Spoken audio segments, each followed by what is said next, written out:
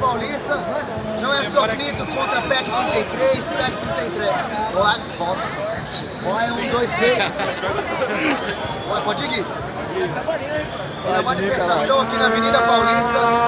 A galera não só traz cartaz contra a PEC 33 e PEC 37. Você também pode adquirir o seu carro. Eu tô aqui com o Renan e ó, não é conversa não.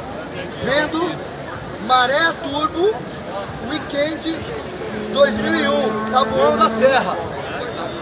Hã? Ó, hashtag Tabuão. Copia o cara. Renan, o que é isso? Você sentiu de vir na Paulista e querer vender o seu carro? A sua ideia foi demais. Diferente, né? E tem alguns aí que estão quebrando tudo, mas você vai vender um carro. Ah, nada contra a manifestação.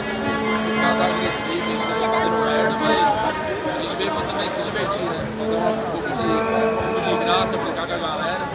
Porque essa tensão também incomoda um pouco. Vamos fazer todo mundo sorrir, tá sentado. E se aparecer um comprador, quanto você está pedindo no carro? 22 leva, sem as horas. Paga 10. O cara quer pagar 10. E se você colocar as rodas, quanto que ele vai sair? 25.